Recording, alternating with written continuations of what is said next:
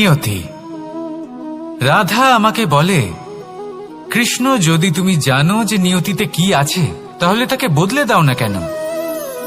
মহাদেব আমাকে বলেন যে শ্রীকৃষ্ণ, যদি আপনি এটা জানেন যে সাম্বের নিয়তি এটাই, তাহলে আপনি তাকে বদলানোর চেষ্টা কেন করেন?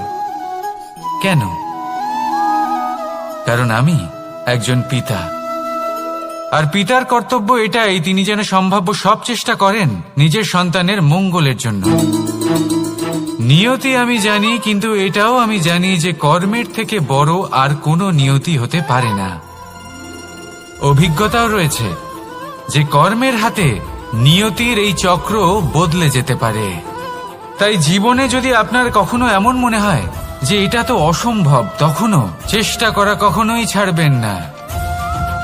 কে বলতে পারে আপনারই কর্মের কোনো এক বীজ হয়তো নিয়তির চাকায় আটকে গেল আর নিয়তিকে নিজের পথ পাল্টাতে হলো, ঠিক কি না? সেই জন্য নিয়তিকে ভাগ্য মেনে নিয়ে চুপ করে বসে থাকবেন না। নিজের নিয়তি স্বয়ং নিজের কর্মের দ্বারা নির্ধারিত করুন, কারণ আপনার এই কর্মের ওপরেই আপনার অধিকার রয়েছে, আর এই অধিকারকে নিয়তি অনেক সময় সম্মানও করে। তাহলে আসুন আর আমার সাথে ভালোবেসে বলুন, রাধা রাধা। শক্তি এক অত্যন্ত বিচিত্র বস্তু, বা বলতে পারেন অনুভূতি। পিতা সবসময় চান যেন তিনি তার শক্তি পুত্রকে সঁপে দিতে পারেন, যাতে সে শক্তিশালী হয়, যাতে তার মঙ্গল হয়। তার পুত্র সবসময় চায় যাতে সে পিতার সেই শক্তি লাভ করে, কিন্তু সেই শক্তি লাভ করার জন্য পুত্র হওয়া যথেষ্ট নয়, যোগ্য পাত্র হতে হয়। আসুন আপনাকে সহজে বোঝাই। যদি আপনি সুপাত্র হন আর আপনাকে শক্তি দেওয়া হয়, তাহলে আপনি সেই শক্তির গুরুত্ব বুঝবেন, কোথায় সেই শক্তি প্রয়োগ করা উচিত সেটা বুঝবেন। আর এটা যেহেতু অর্জন করা শক্তি হবে, সেই শক্তির অপব্যবহার হবে না। কিন্তু যদি এই আপনি কুপাত্র হন আর যদি আপনাকে এই শক্তি দেওয়া হয়, তাহলে কি হবে? দেখতে গেলে এই শক্তি আপনি দান হিসেবে পেয়েছেন, তাই না আপনি এই শক্তির গুরুত্ব বুঝবেন আর না এর প্রয়োগ আপনি জানবেন। তার অপব্যবহার হওয়া সুনিশ্চিত। তাই যদি আপনি কোনো শক্তি অর্জন করতে চান, তাহলে আগে তার যোগ্য হয়ে উঠুন। পুত্র নয়, পাত্র হয়ে উঠুন। আর আমার সাথে ভালোবেসে বলুন, রাধা রাধা। কথায় আছে, প্রত্যেক পুত্র তার পিতার প্রতিচ্ছবি হয়, আর সমস্ত প্রতিচ্ছবি চায় যেন সে তার অস্তিত্ব প্রাপ্ত করতে পারে। পুত্র চায় সে যেন তার পিতার মতো হয়, বা কখনো কখনো তার থেকেও শ্রেষ্ঠ হয়। সেটা কোনো অনুচিত ব্যাপার নয়। অনুচিত তখন হয় যখন পুত্র নিজের পিতার মতো হবার স্বপ্ন পূরণ করতে গিয়ে বা তার থেকেও শ্রেষ্ঠ হওয়ার স্বপ্ন পূরণে অনুচিত পথের আশ্রয় নেয়। কারণ তারপরে সে তার পিতার গুণগুলি আত্মসাৎ করতে চায় না। সে শুধুই এটা চায় যে সংসারের চোখে যেন আমি শ্রেষ্ঠ প্রমাণিত হই। এটা অনুচিত। সংসারে এমন অনেক মানুষ আছেন যারা এই কারণে শ্রেষ্ঠ হওয়ার চেষ্টা করেন যাতে তার পরিবারের তার পিতার সম্মান বৃদ্ধি পায়। এমনও মানুষ থাকেন, আর এটাই হলো পার্থক্য উদ্দেশ্যের। মনে রাখবেন, যদি আপনার উদ্দেশ্য শুভ হয় তাহলে পথও শুভ হবে, যদি আপনার উদ্দেশ্য অশুভ হয় তাহলে পথও অশুভ হবে। তাহলে নিজের পিতার মতো হবার চেষ্টা অবশ্যই করুন, তার থেকেও শ্রেষ্ঠ হওয়ার চেষ্টা অবশ্যই করুন, কিন্তু মনে রাখবেন আপনার সংকল্প আর আপনার উদ্দেশ্য এই দুই শুভ হওয়া উচিত। তাহলে আসুন আর আমার সাথে ভালোবেসে বলুন, রাধা রাধা। শক্তি শক্তি অর্জন করা এতটা কঠিন নয় যতটা শক্তি লাভ করার পরে সেই শক্তি সামলানো কঠিন হয়। কারণ যেই মানুষ শক্তি লাভ করে তার মনে গর্ববোধ জন্মায়, জন্মায় অহংকার, জন্মায় জেদ। তাই শক্তি প্রাপ্ত করার সাথে বিনম্র থাকাও অত্যন্ত আবশ্যক। আর এটা আমাদের শেখা উচিত বৃক্ষের থেকে। বৃক্ষ যা আমাদের ফল দেয়, বৃক্ষ যা যত ফল দেয় ততটাই ঝুঁকে যায়। আমরা পাথর মারি ওই বৃক্ষের থেকে ফল প্রাপ্ত করার জন্য। সেই পাথরের মার সহ্য করেও বৃক্ষ আমাদের ফল দেয়। কোনো গর্ববোধ নেই, কোনো অহংকার বোধ নেই, আর সেই জন্য এই বৃক্ষের পুজো করা হয়। এটাই হলো মাহাত্ম্য শক্তির সাথে বিনম্রতার। যদি এই শক্তি সৃজন করে থাকে, সাহায্য করে থাকে, সম্বল হয়ে থাকে, তবেই সেই শক্তি উপযুক্ত। আর নয়তো সেই শক্তি একদিন আপনাকে আসক্ত অবশ্যই করবে। তাহলে শক্তি অবশ্যই অর্জন করুন, কিন্তু তার সাথে সেই শক্তি সামলানোর মতো বিবেকও আপনাকে অবশ্যই জাগ্রত করতে হবে। তাহলে আসুন আমার সাথে ভালোবেসে বলুন, রাধা রাধা। অহংকার অত্যন্ত বলশালী হয়। এই অহংকার মানুষকে কখনো নত হতে দেয় না।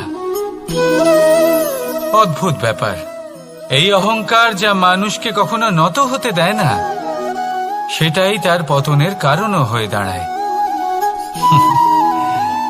যেখানে মানুষ এটা ভাবতে শুরু করে যে শুধুমাত্র সেই যোগ্য, সেখান থেকেই তার পতনের আরম্ভ।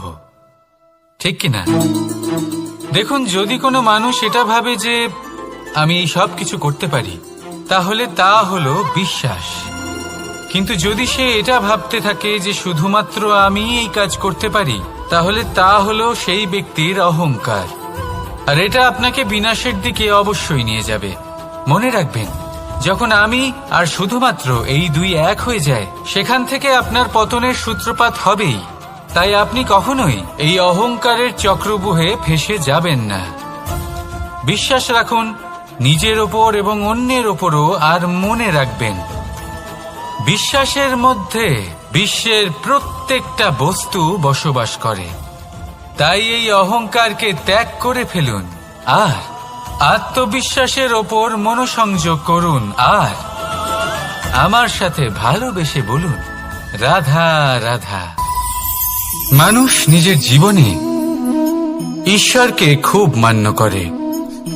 ওনার জন্য কি না করে, ভিন্ন ভিন্ন নামে তাকে স্মরণ করে, তাকে পুজো করে, তার আরাধনা করে। সে জানে যে ঈশ্বর তাকে শক্তি অবশ্যই দেবেন, তাকে সাহায্য অবশ্যই করবেন।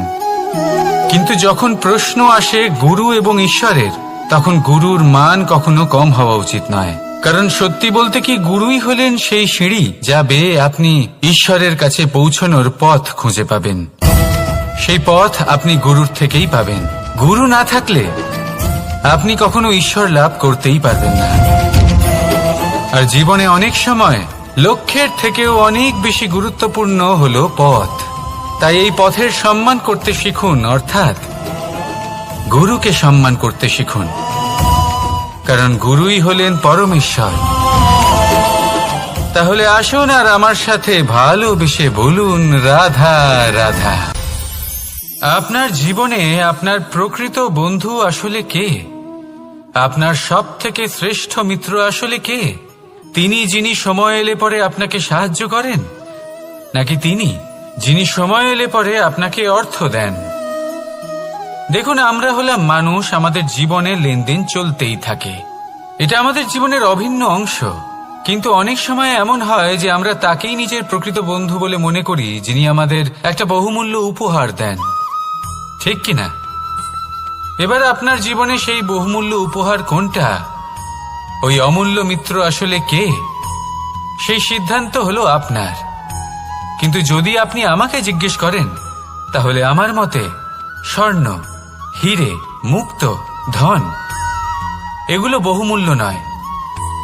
বহুমূল্য হলো সঙ্গ, যখন আপনি একা হয়ে যাবেন। সময়, যখন আপনার তাকে প্রয়োজন হবে। সমর্পণ, যখন আপনার বিশ্বাসের প্রয়োজন পড়বে।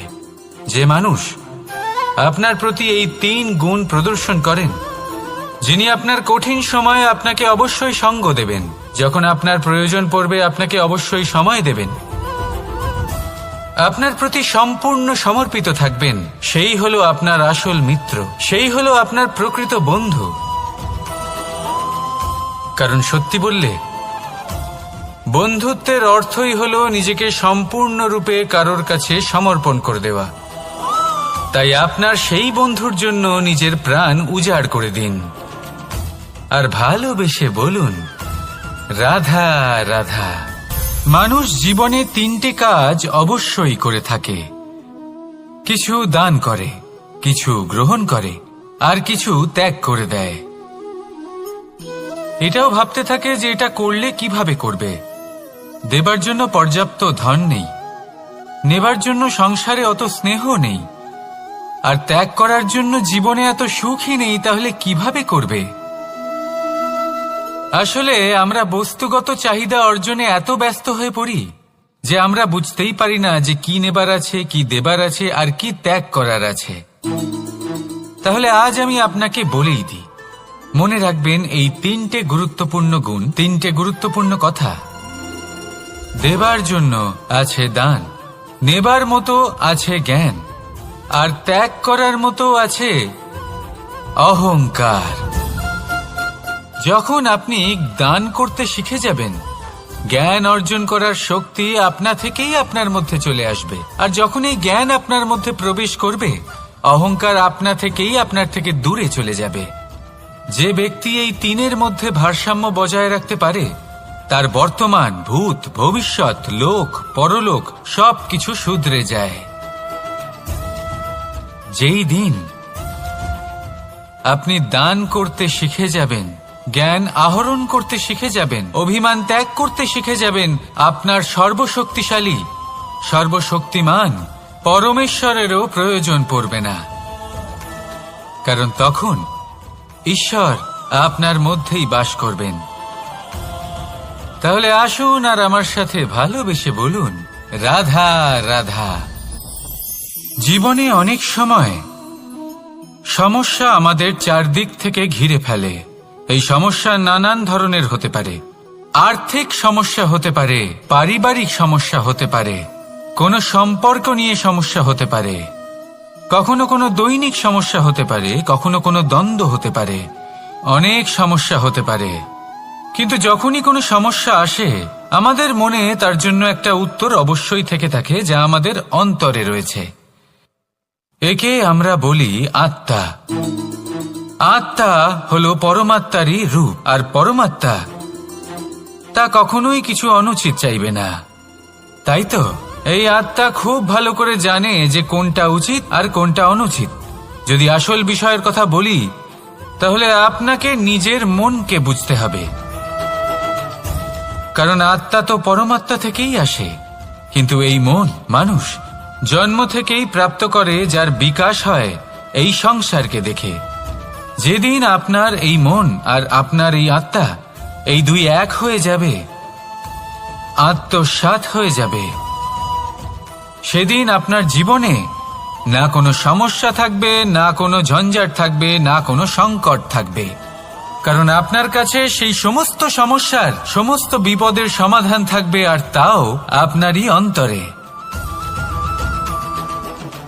তাহলে আসুন আর আমার সাথে ভালোবেসে বলুন, রাধা রাধা। ভক্তি আর শক্তি, এই দুইয়ের মধ্যে সম্পর্ক অত্যন্ত সরল। মানুষ ভক্তি করেন যাতে তিনি শক্তি লাভ করতে পারেন, আর শক্তি লাভ করার পরে ভক্তি ভাব ভুলে যান, আর শক্তির প্রতি আসক্তিতে মত্ত হয়ে যান, আর সেখান থেকেই তার বিনাশ শুরু হয়। কেন? কারণ ভক্তির দ্বারা প্রাপ্ত শক্তি অন্য কারোর হিতের জন্য ব্যবহার করতে হয়, অন্য কারোর মঙ্গল করার জন্য ব্যবহার করতে হয়, কারোর বিনাশের জন্য নয়। এবার যদি আমি আপনাদের একটা উদাহরণ দিয়ে বোঝাই, তাহলে কোদাল দিয়ে আমরা মাটি কোপাতে পারি, একটা গর্ত খুঁড়তে পারি, যাতে একটা নতুন বৃক্ষ জন্ম নিতে পারে, একটা বৃক্ষ যা অন্য জীবকে ফল প্রদান করবে, যাত্রীদের ছায়া প্রদান করবে। কিন্তু এই কোদালের ব্যবহার যদি আমরা অন্য কারোর ক্ষতি করার জন্য করি, তাহলে ক্ষতি শুধুমাত্র আমাদেরই হবে। তাই জীবনে যদি আপনি কোনো শক্তি লাভ করেন, হয়তো ভক্তির দ্বারা বা অন্য যেখান থেকেই হোক, তার সদ্ব্যবহার করতে শিখুন, নয়তো এই প্রাপ্ত শক্তি আপনার পতনের কারণ হয়ে দাঁড়াবে। তাহলে আসুন আমার সাথে ভালোবেসে বলুন, রাধা রাধা। বরদান অত্যন্ত বিচিত্র এক বিষয়, কিন্তু দেখতে গেলে এই বরদান কি না করতে পারে। এক দরিদ্রকে রাজা বানিয়ে দিতে পারে, একজন দুর্বলকে এই সংসারের সব থেকে শক্তিশালী ব্যক্তি বানিয়ে দিতে পারে। কিন্তু আমরা ভুলে যাই এক অত্যন্ত গুরুত্বপূর্ণ কথা। বরদান এই শব্দের শেষে দান লুকিয়ে রয়েছে। এই দান কথাটা অত্যন্ত গুরুত্বপূর্ণ। আমাদের মনে রাখা উচিত এই বরদান আমরা দানে পেয়েছি, আর তাই তার সম্মান করা উচিত, কখনোই অহংকার করা নয়। আর যে ব্যক্তি বরদান পেয়ে অহংকার করেন তার যা ক্ষতি হয় তা হলো এই বরদান তার থেকে কেড়ে নেওয়া হয়। বর অর্থাৎ শ্রেষ্ঠ, অর্থাৎ বরদানের অর্থ হলো একটা শ্রেষ্ঠ দান, এবং তার ব্যবহার যদি আপনি কারোর ক্ষতি করার জন্য করেন তাহলে ক্ষতি শুধুই আপনার হবে। তাহলে এই বরদানের সম্মান করুন, উচিত পথে চলুন, আর উচিত উদ্দেশ্য নিয়ে এর ব্যবহার করুন। সব কিছু ভালোই হবে। তাহলে আসুন আর আমার সাথে ভালোবেসে বলুন রাধা রাধা।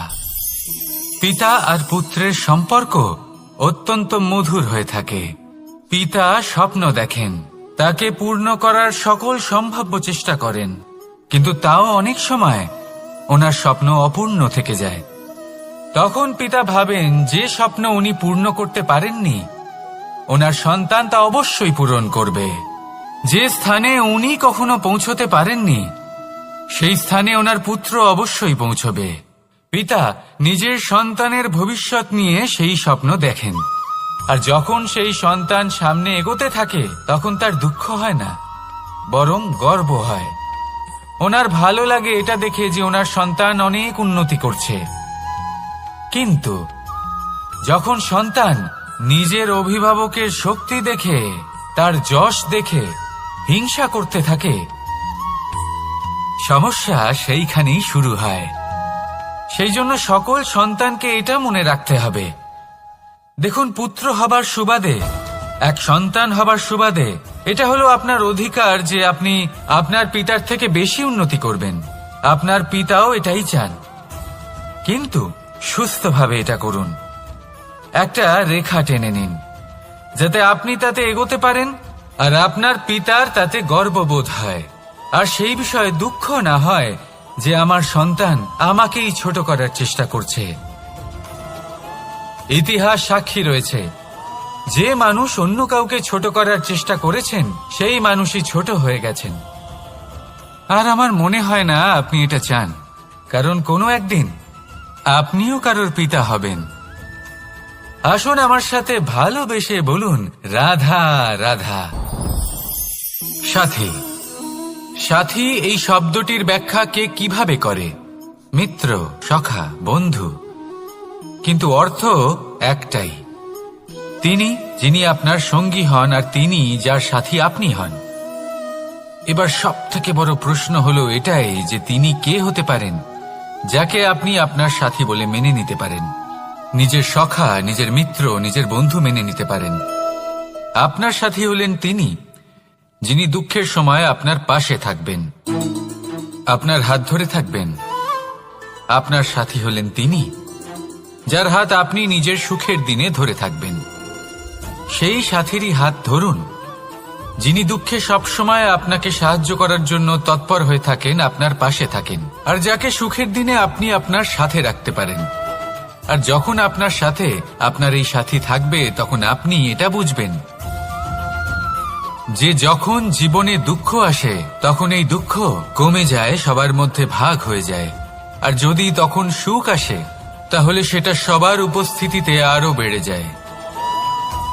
এটাই হলো প্রেম, এটাই হলো ভালোবাসা, এটাই হলো সঙ্গ, যেমন সম্পর্ক আমার আর রাধার মাঝে। তাহলে আসুন আর আমার সাথে ভালোবেসে বলুন রাধা রাধা। আমাদের মনে যখন কোনো প্রশ্ন ওঠে, কোনো দ্বন্দ্ব জাগে, তখন আমরা যাই আমাদের গুরুর কাছে, আমাদের আরাধ্যের কাছে গিয়ে জিজ্ঞেস করি। এইভাবেই একদিন আমি পৌঁছলাম আমার আরাধ্যের কাছে, আমার মহাদেবের কাছে, আর ওনাকে প্রশ্ন করলাম যে মহাদেব, জীবনে আনন্দ পাওয়ার, উৎসব পালনের, প্রেম ভাগ করে নেবার, জীবনকে উপভোগ করে নেওয়ার সর্বশ্রেষ্ঠ সময় কোনটা? মহাদেব হাসলেন আর উনি বললেন, জীবনে উৎসব পালনের সবথেকে শ্রেষ্ঠ দিন হল মৃত্যুর ঠিক আগের দিনটা। প্রেম ভাগ করে নেওয়ার সবথেকে শ্রেষ্ঠ মুহূর্ত হল মৃত্যুর ঠিক আগের মুহূর্ত। জীবনকে উপভোগ করে নেওয়ার সর্বশ্রেষ্ঠ প্রহর হল মৃত্যুর এক প্রহর পূর্বে। তখন আমি চমকে গেলাম। আমি বললাম, কিন্তু মহাদেব, মৃত্যু তো অনিশ্চিত, আমরা জানিও না কবে আমাদের মৃত্যু হবে। মহাদেব আবার হাসলেন। উনি বললেন যে যদি আমরা এভাবে জীবন কাটাই যে আমরা জীবনের প্রত্যেক দিন, প্রত্যেক মুহূর্ত, প্রত্যেক প্রহর শেষ বলে মনে করি, তাহলে আমাদের সমস্ত জীবন আনন্দের সাথেই অতিবাহিত হবে। কি বলেন? তাহলে আপনিও এই কথা মনে রাখুন আর আমার সাথে ভালোবেসে বলুন, রাধা রাধা। জীবনে অগ্রসর হওয়ার জন্য আমাদের কাকে প্রয়োজন হয়? মাতা পিতা, বন্ধু, প্রেম, সাহায্য, অর্থ, পরিশ্রম, আশা। ভিন্ন ভিন্ন মানুষ ভিন্ন ভিন্ন বিকল্প চয়ন করে। যদি আমি আপনাকে বলি,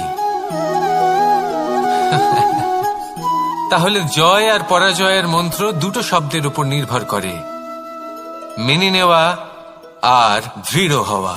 যদি মেনে নেন তাহলে হেরে যাবেন, যদি দৃঢ় হন তাহলে নিশ্চিত রূপে জয়ী হবেন। যদি কখনো আপনি ক্লান্ত হয়ে ওঠেন, আপনি দুঃখী হন, পুরোপুরি ভেঙে পড়েছেন, তখন মেনে নেবেন না যে আপনি ভেঙে পড়েছেন, নয়তো হেরে যাবেন। তখন উল্টে স্থির করবেন যে যাই হয়ে যাক না কেন, আমি জয়ী হবই। আর আপনি দেখবেন যে জয় নিশ্চিত রূপে আপনার কাছেই আসবে। তাহলে এই কথা মনে রাখবেন আর আমার সাথে ভালোবেসে বলবেন, রাধা রাধা। সময়, জীবন, কাল। দেখতে গেলে এই তিনটি শব্দ একটি শব্দেরই সমার্থক শব্দ মনে হয়, কিন্তু এই শব্দগুলির অর্থ কি সমান? কখনোই নয়। হ্যাঁ, এই সময় চলতে থাকে, জীবন চলতে থাকে, কালচক্র চলতে থাকে। এই সময় কেটে যায়, কিন্তু এই জীবন, একে যাপন করতে হয়। কি বলেন? এই জীবনে কিছু করুন বা কিছু না করুন, জীবন এমনি কেটে যাবে, আপনি জানতেও পারবেন না। কিন্তু সেটা আমাদের উদ্দেশ্য নয়, একে যাপন করতে হবে। এই জীবনে প্রেরণা পেতে শিখুন, প্রেরণা দিতে শিখুন, আহ্বান গ্রহণ করতে শিখুন, আহ্বান জানাতে শিখুন, মহান কাজ করতে শিখুন, ধন্যাত্মক বোধ জাগিয়ে তুলুন। জীবন অতিবাহিত করার অর্থ কি তা আপনি শিখে যাবেন। কারণ সময় কেটে যায়, সমস্ত যুগ কেটে যায়, কিন্তু জীবনের রীতি জীবন কাটিয়ে দেওয়া নয়, জীবন যাপন করা। এই জীবন সম্পূর্ণরূপে অনুভব করতে হবে, নতুন পথ বানাতে হবে। এবারে যদি এই জীবন বাঁচার সময় একবার ভেবে দেখুন, যদি মনে প্রেম থাকে, সদ্ভাবনা থাকে, তাহলে কি হবে? এই জীবনকে বাঁচার অনুভূতিটাই অন্যরকম হয়ে যাবে, একটা আনন্দময় অনুভূতি লাভ করবেন। তাহলে এটাই করুন আর আমার সাথে ভালোবেসে বলুন, রাধা রাধা। আপনি কি কখনো কোনো জলের ধারা দেখেছেন? তার সামনে যতই মাটি থাকুক না কেন, যতই কাদা থাকুক না কেন, যখন এই জলের ধারা বইতে আরম্ভ করে দেয়, তখন এই কাদাকে নিজেই ধুয়ে নিয়ে যায়। ওই কাদাকে ধুয়ে দেয় এবং নিজের পথ নিজেই তৈরি করে নেয়। তাহলে আপনিও এরকম জলের মতো হয়ে উঠুন। যদি হয়ে উঠতে পারেন, তাহলে নিজের মনের, নিজের ভাবনার, নিজের জীবনের যত অনাবশ্যক তত্ত্ব আছে, অনুপযোগী অংশ রয়েছে, অর্থাৎ অপরিষ্কার অংশ রয়েছে, তা নিজে থেকেই নির্মল হয়ে উঠবে। আর যেরকম জলের ধারা কখনো থেমে থাকে না, সব সময় বয়ে চলে, সেইভাবে আপনিও কখনোই থামবেন না। সবসময় বয়ে চলুন, এগোতে থাকুন। পথে যদি অনেক বিপদ আসে, সমস্যা আসে, থামবেন না, তার উপর নিরন্তর প্রহার করুন, নিরন্তর প্রয়াস করুন আর অগ্রসর হন। আপনি ভেবে দেখুন, এই জলের ধারা কখনো থেমে থাকে না, সবসময় বয়ে চলে, বিপদের সম্মুখীন হয়ে তাকে সাথে বয়ে নিয়ে চলে। সেই জন্য জলের ধারা, প্রবাহমান এই ধারা, এর থেকে কখনো দুর্গন্ধ আসে না, এতে কখনো ময়লা জমতে পারে না, বরং পালিত হয় সুন্দর প্রাণবন্ত জীবজন্তু, যেমন সুন্দর ছোট মাছ। তাই আপনিও এটাই করুন, কখনো থামবেন না, শুধু চলতে থাকুন, জলের ধারার মতো বইতে থাকুন। আপনি আপনার লক্ষ্য অবশ্যই খুঁজে পাবেন, আর তার সাথে নিজের অন্তরের যে মালিন্য রয়েছে তা আপনি নিজেই নিজের থেকে দূরে করে দেবেন। তাহলে আসুন আর আমার সাথে ভালোবেসে বলুন, রাধা রাধা। এবার অনেক সময় মানুষের মনে এরকম প্রশ্ন আসে যে এই সংসারে সবথেকে বড় বিপদ কি? কেউ বলে ধর্ম সংকট, আবার কেউ বলে প্রাণের উপর আসা সংকট। প্রত্যেক মানুষের জীবনে বিভিন্ন সংকট আসে, আর এই সমস্ত সংকট অত্যন্ত বিচিত্র হতে পারে। এই সমস্ত সংসার হলো সংকট দ্বারা পরিপূর্ণ। ঠিক আছে, আপনাকে একটা উদাহরণ দিই। একজন ধনী ব্যক্তি, এবার ওনার জীবনে সংকট কি হতে পারে? সংকট এটাই যে কেউ তার সম্পত্তি চুরি না করে নেয়, আমরা বুঝতে পারছি। এবার একজন চোর, তার জীবনে সংকট কি হতে পারে? যে চুরি করার সময় সে যদি তার একটা কাশি চাপতে না পারে, তাহলে সে ধরা পড়ে যেতে পারে, ঠিক কিনা? আবার অনেক সময় এমনও হয় যে যার জন্য আমি সংকট, সেও আমার কাছে সংকট। যেমন এই পরিস্থিতিতে দেখুন, সংকট হলো সংকট, এ তো জীবনে থাকবে, কিন্তু এর সম্মুখীন কিভাবে হওয়া যায়? খুব সরল, সব এটার ওপর নির্ভর করে, মনের ওপর। এই মনকে নিয়ন্ত্রণ করলে সব ঠিক থাকবে।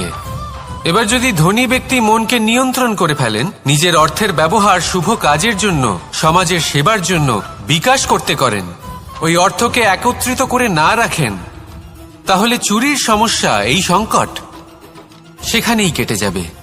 এবার যদি কথা বলি সেই চোরের, তাহলে চোর যদি নিজের মনকে সংযত করে নেয়, যদি নিজের কর্মকে নিয়ন্ত্রণ করতে পারে, তাহলে এমন কোনো স্বর নেই, এমন কোনো স্বর নেই যা ওকে ধরা পড়তে বাধ্য করবে। সেই জন্য জীবনে সংকট যতই আসুক, যত বড়ই সংকট আসুক না কেন, কবচ হলো একটাই, আর এই কবচের নাম হলো আত্মনিয়ন্ত্রণ। নিজের মনকে নিয়ন্ত্রণে রাখতে শিখুন। এটা নিজের জীবনে প্রয়োগ করে তো দেখুন। যদি আপনি করতে পারেন, তবে আপনি দেখবেন যে সংকট তো জীবনে আসা যাওয়া করে, কিন্তু সেই সংকটগুলির সম্মুখীন আপনি এইভাবে করতে পারবেন। তাহলে সেটাই করুন, আর আমার সাথে ভালোবেসে বলুন, রাধা রাধা। এই দড়িটা দেখুন, ছোট ছোট রেশম দ্বারা তৈরি, এটা সরু সুতো দ্বারা তৈরি হয়েছে এটা, আর এ অত্যন্ত কোমলও বটে। আর আপনি চাইলে এটা সোজাও করে দিতে পারেন, আর চাইলে এটা বেঁকিয়েও দিতে পারেন, আর যদি চান তাহলে এটা গোল গোল করে বেঁধে কোথাও রেখেও দিতে পারেন। এবার এই কোমল দড়ি যদি কোনো নিষ্ঠুর কঠিন পাথরে বারংবার জড়িয়ে দেওয়া হয়, তাহলেও তাকেও কাটতে পারে, নিজের ছাপ ছেড়ে যেতে পারে, সেটার আকারও বদলে ফেলতে পারে। এবার এর কারণ কি? এর কারণ হলো অভ্যাস আর নিরন্তর প্রচেষ্টা। যদি আপনিও চেষ্টা করেন আর নিরন্তর কর্ম করে যান, তাহলে আপনার প্রারব্ধ পাথরের মতো কঠিনই হোক না কেন, তাতে ভাঙন ধরিয়েও আপনি নিজের লক্ষ্যে অবশ্যই পৌঁছতে পারবেন। একটা গুরুত্বপূর্ণ কথা মনে রাখবেন, সুকর্মের অভ্যাস আর নিরন্তর প্রয়াস, এই হলো সাফল্যের মন্ত্র। তাহলে জীবনে এই মন্ত্র আনুন আর আমার সাথে ভালোবেসে বলুন, রাধা রাধা। বসন্ত ঋতু, এই সময় মন আনন্দে ভরে থাকে। এমন মনে হয় যেন আমরা আকাশে বিচরণ করতে চলে যাই, কিন্তু সেটা তো সম্ভব নয়। সেই জন্য হয়তো আমরা ঘুড়ি ওড়াই, এই ঘুড়িকে নিজেদের প্রতিরূপ মনে করে। এবার অনেক মানুষ আছেন যারা ঘুড়ি ওড়ান, কিন্তু এই কর্মের সারমর্ম কি সেটা কজন বুঝতে পারেন? আপনি এটা মনে করুন যে আপনি হলেন সেই ঘুড়ি, আর এই সুতো যিনি ধরে রয়েছেন তিনি হলেন পরমাত্মা। আর এই সুতো যেখান থেকে শুরু হয় সেই লাটাই হল আমাদের কর্মচক্র। এবার আপনি নিজেই অনুমান করুন যে এই উড়ান কার ওপর নির্ভরশীল, পরমাত্মার ওপর আর আপনার কর্মের ওপর। যদি পরমাত্মা আপনার হাত ধরে থাকেন, আপনার সাথে থাকেন, যদি আপনি শুভ কর্ম করতে থাকেন, আপনি এই আকাশে উড়তে থাকবেন। কিন্তু কোথাও কোথাও যদি পরমাত্মার সাথে এই বন্ধন ছিন্ন হয়, আপনার কর্মচক্র খারাপ হয়ে যায় বা থেমে যায়, তাহলে আপনার এই ঘুড়ি কেটে যাবে আর দূরে কোনো গাছের ডালে গিয়ে আটকে যাবে। তাই শুধুমাত্র ঘুড়ি ওড়াবেন না, তার থেকে শিখুন, পরমাত্মার সাহচর্যে থাকুন, সবসময় শুভ কর্ম করতে থাকুন আর সবসময় এই আকাশে উড়তে থাকুন। আসুন আর আমার সাথে ভালোবেসে বলুন, রাধা রাধা। জীবনে লক্ষ্য লাভ কি করে করতে হয়? কেউ বলবে বন্ধুদের সাহায্যে, কেউ বলবে প্রেমের সাহায্যে, কেউ বলবে নিরন্তর চেষ্টা করলে, কেউ বলবেন পরিশ্রম করলে, কেউ বলবেন ঈশ্বরের আশীর্বাদে, ইত্যাদি ইত্যাদি। আমি আপনাকে বুঝিয়ে বলি, এই যেমন ত্রিলোক আছে, অর্থাৎ 3 লোক আছে, যাকে সঞ্চালন করে ত্রিদেব বা 3 জন দেবতা। সেইভাবে নিজের লক্ষ্যে পৌঁছানোর জন্য 3টি ভাবের প্রয়োজন পড়ে। প্রথম ভাব হল স্বপ্ন দেখা। আপনি যদি স্বপ্ন দেখতে শুরু না করেন তাহলে সেখানে পৌঁছতেই পারবেন না। তারপর আপনাকে দৃঢ় সংকল্প নিয়ে সেই পথ যেমনই হোক তাতে চলতে হবে। এ হলো দ্বিতীয় ভাব, দৃঢ় সংকল্প। আর তৃতীয় ভাব হলো সেই লক্ষ্যের যাত্রা পূর্ণ করার জন্য প্রতিবদ্ধ হওয়া। তাই যদি আপনি স্বপ্ন দেখতে পারেন, দৃঢ় সংকল্প দ্বারা পথ যতই কঠিন হোক না কেন তাতে চলতে পারেন, আর সেই লক্ষ্য লাভের যাত্রা পূর্ণ করার জন্য প্রতিবদ্ধ হতে পারেন, তাহলে আপনি নিশ্চিত রূপে আপনার লক্ষ্য লাভ করতে পারবেন। তাই আপনি এটাই করুন আর আমার সাথে ভালোবেসে বলুন, রাধা রাধা। কথায় আছে যে জীবনে কিছু শুরু করার আগে স্বপ্ন দেখা অত্যন্ত গুরুত্বপূর্ণ, আর এটা 100% সত্যিও। কিন্তু কিছু মানুষ স্বপ্ন দেখা শুরু না হয় করে দেন, কিন্তু তারপর থামেনি না। স্বপ্ন দেখতেই থাকেন, তারা ভাবতেই থাকেন, কর্ম করেন না। এমন সময় আপনাকে নিজেকে জাগিয়ে তুলতে হবে, নিজেকে বলতে হবে যে এবার উঠে কর্ম করার সময় এসে গেছে। কারণ আপনারা যদি অত্যাধিক বিচার করতে থাকেন, স্বপ্ন দেখতে থাকেন, তাহলে উঠে কিছুই করতে পারবেন না। আপনি শুধু একটা কাজ করুন, উঠে কর্ম করা আরম্ভ করে দিন।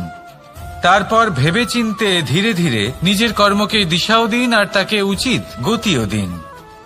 কারণ এটাই হলো সাফল্যের মূল মন্ত্র। না শুধু কর্ম করুন না ভাবনা চিন্তা করে, আর না শুধু ভাবুন কর্ম না করে। সাফল্যের মূল মন্ত্র হলো এর ভারসাম্যে। তাহলে এটাই করুন, সাফল্যকে লাভ করুন আর আমার সাথে ভালোবেসে বলুন, রাধা রাধা। সূর্যের মনে হয় যে তার থেকে বেশি তেজস্বী আর উজ্জ্বল কেউ নেই, তাই তার এই অহংকার ভঙ্গ করার জন্য মেঘ চলে আসে। তারপর এই মেঘের অহংকার বেড়ে যায় যে তার থেকে বেশি ঘন আর কেউ নেই। তারপরে বাতাসের একটা প্রবল দমক আসে আর মেঘেদের ছিন্ন ভিন্ন করে দিয়ে চলে যায়। তখন বায়ুর অহংকার বেড়ে যায়, আরো ভাবে যে তার থেকে বেশি শক্তিশালী আর কেউ নেই। এই দমকা বাতাস যখন বিশাল এক পর্বতের সাথে ধাক্কা খায়, তখন সেই বাতাসের অহংকারও চূর্ণ বিচূর্ণ হয়ে যায়। তারপরে পর্বত ভাবে যে তার থেকে বেশি ধীর আর শক্তিশালী আর কেউ নেই। তখন পৃথিবীতে ভূমিকম্প হয় আর সেই বিশাল পর্বত চূর্ণ বিচূর্ণ হয়ে যায়, তারও অহংকার ভেঙে যায়। এবার ধরিত্রীর অহংকার হতে থাকে, ধরিত্রী বলে যে আমার উপর সবকিছু টিকে রয়েছে, আমার থেকে বেশি শক্তিশালী আর কেউ নেই।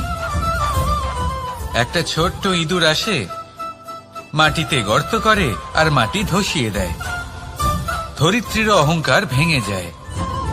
এর তাৎপর্য হলো সরল, এই সংসারে অহংকার কখনো স্থির থাকে না, এই অহংকার ভাঙবেই। এটা হলো সাংসারিক চক্র। আমাদের নিজেদের জীবনে কর্তব্য পালন করতে হবে, কর্ম করতে হবে, কিন্তু অহংকার নয়।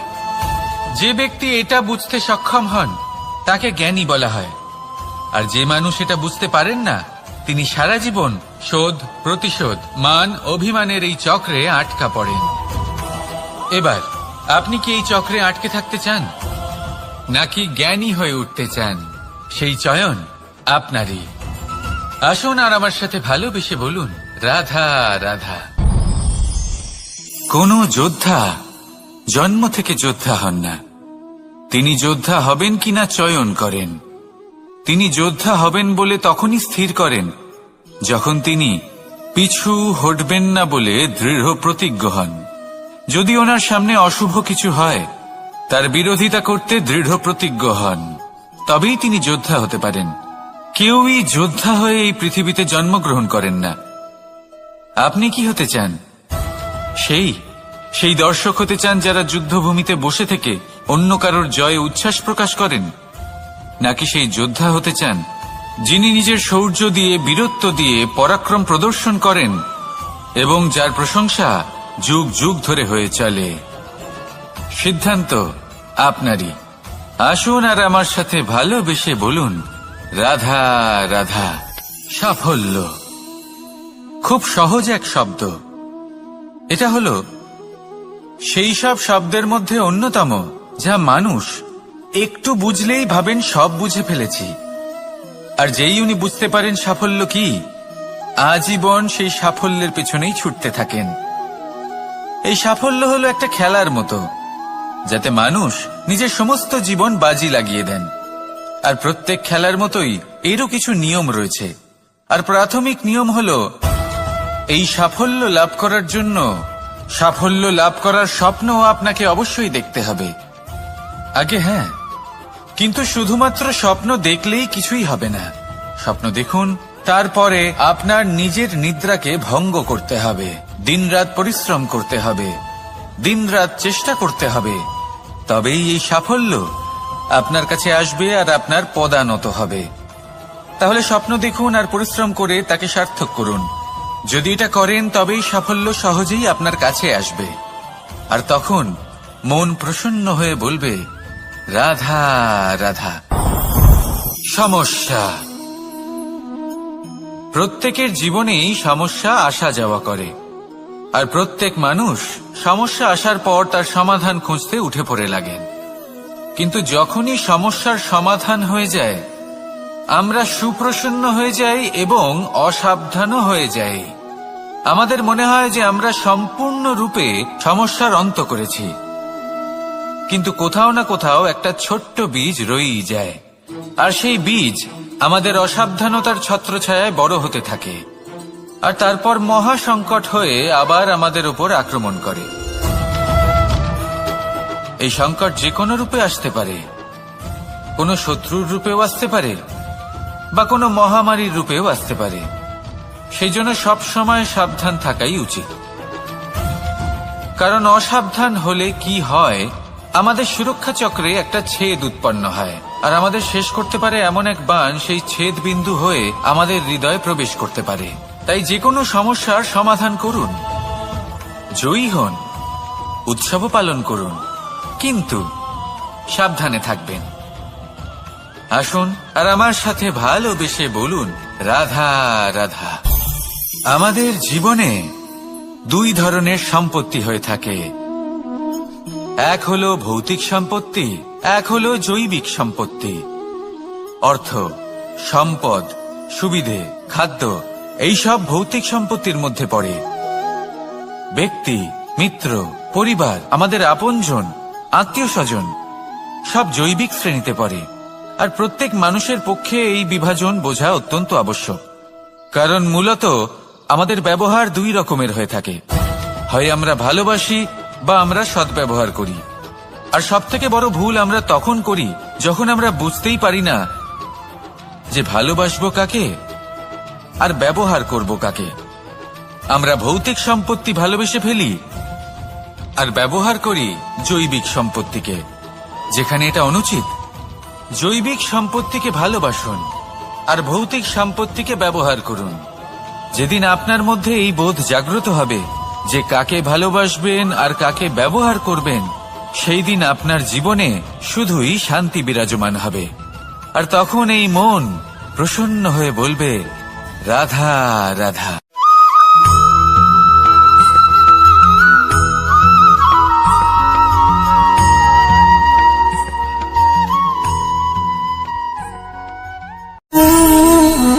সঞ্চয়।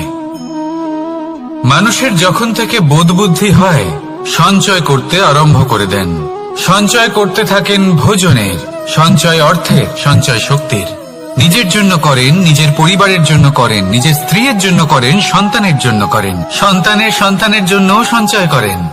সঞ্চয় করার জন্য ওনার কাছে অনেক কারণ রয়েছে, কারণ উনি এটা ভাবেন যে এই সঞ্চিত শক্তির জন্য কেউ ওনার কোনো ক্ষতি করতে পারবে না।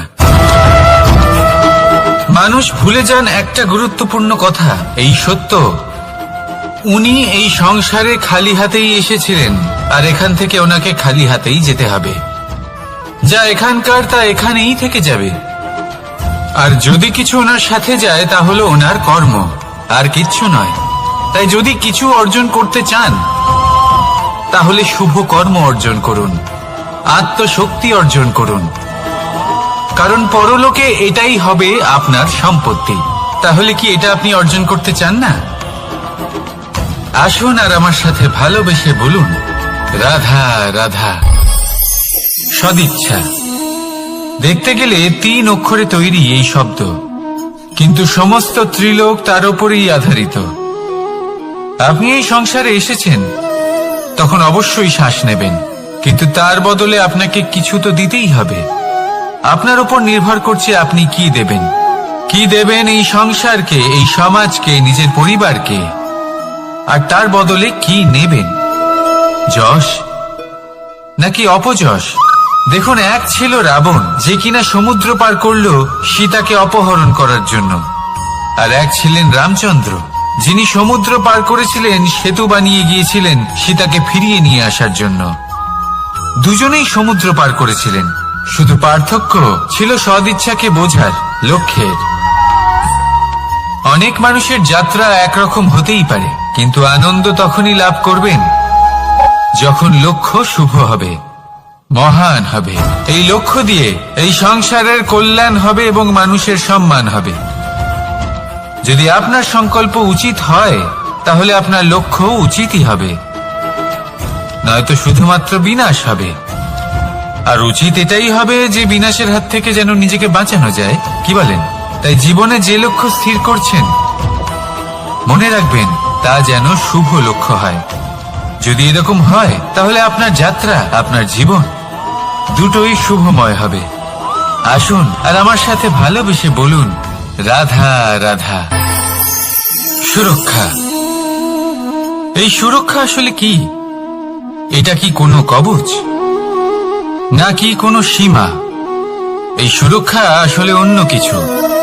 আমাদের মাতা পিতা, আমাদের প্রিয়জন, আমাদের বন্ধু, এই সমাজ, আমাদের শুভাকাঙ্ক্ষী, আমাদের আত্মীয়, এনারা সবাই আমাদের জীবনে কোনো না কোনো ভাবে সুরক্ষা দিয়ে থাকেন, একটা কবচ দিয়ে থাকেন কোনো না কোনো রূপে।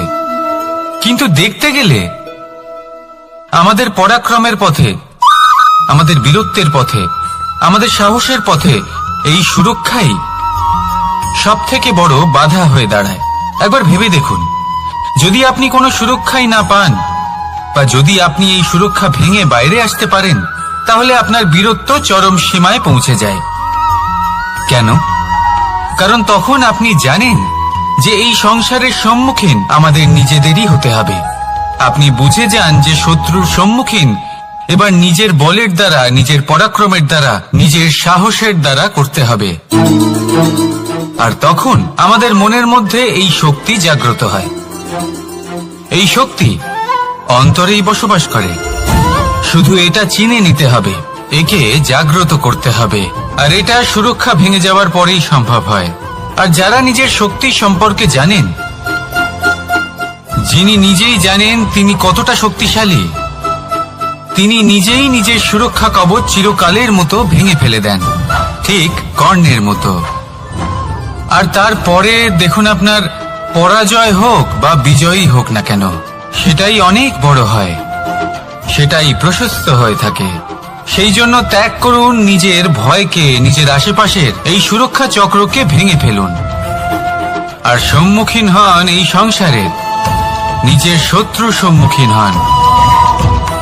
পরাক্রমের এই অঙ্কুর, তা অঙ্কুরিত হওয়ার জন্য বীজের উপরের এই কবচ, এটা ভেঙে যাওয়া অতি আবশ্যক। আসুন আমার সাথে ভালোবেসে বলুন, রাধা রাধা। যখন আমরা হাঁটতে থাকি আর আমাদের পায়ে কাঁটা বিঁধে যায়, তখন মুখ দিয়ে আহ বেরিয়ে আসে, কান্না চলে আসে, আর অনেক সময় অভিশাপও বেরিয়ে আসে। কিন্তু আমরা কি কখনো এটা এইভাবে দেখেছি, এইভাবে ভেবেছি যে আমরা যে পথে চলেছি সেই পথে কাঁটা বিঁধেছে, নাকি আমরা সেই পথ নির্বাচন করেছি যাতে শুধুই কাঁটা রয়েছে? নাকি আমরা এভাবে ভেবে দেখেছি যে এই কাঁটা আমাদের কষ্ট দিতে এসেছে, নাকি এটা আমরাই বিছিয়ে রেখেছিলাম? সাবধান থাকা উচিত ছিল, কারণ কাঁটা বিঁধলে যন্ত্রণা হবে, চিৎকার করে ফেলতে পারি, মুখ থেকে অভিশাপও বেরিয়ে আসতে পারে। কিন্তু এই অভিশাপ শুধুমাত্র আমাদের তরফ থেকে অভিশাপ হয়, সামনের ব্যক্তিটির ওপরও নির্ভর করে। এবার সেই ব্যক্তি যদি এমন হয় যে ফুল আর কাঁটা এই দুই সমানভাবে গ্রহণ করতে পারে, তার কাছে অভিশাপও বরদানে পরিণত হয়। শেষ পর্যন্ত ব্যাপারটা দাঁড়ায় ভাবনা, চিন্তা, দৃষ্টিভঙ্গির ওপর। কারণ আপনার এই ভাবনাই সত্যি হয়ে সামনে আসে। সেই জন্য এই ভাবনা, চিন্তা, মানসিকতাকে গুরুত্ব সহকারে দেখবেন। এই বিবেচনা নিয়ে বিবেচনা করতে শিখুন। আমার কথার অর্থ হলো যে জীবনে যখন এরকম কিছু একটা ঘটবে, তখন ভেবে দেখুন যে এরকম কেন হলো। আপনি কি এমন কোনো কর্ম করেছিলেন যার কর্মফল এটা? এমন কোনো কাজ যা অনুচিত ছিল, অসত্য ছিল, যা অভদ্রতার কারণ ছিল? ভেবে দেখা প্রয়োজন। দেখুন, ইচ্ছে হলো আপনার যে আপনি কি করতে চান, ভাবনা আপনার, সত্য আপনার, জীবন আপনার, সিদ্ধান্ত আপনার। আসুন আর আমার সাথে ভালোবেসে বলুন, রাধা রাধা।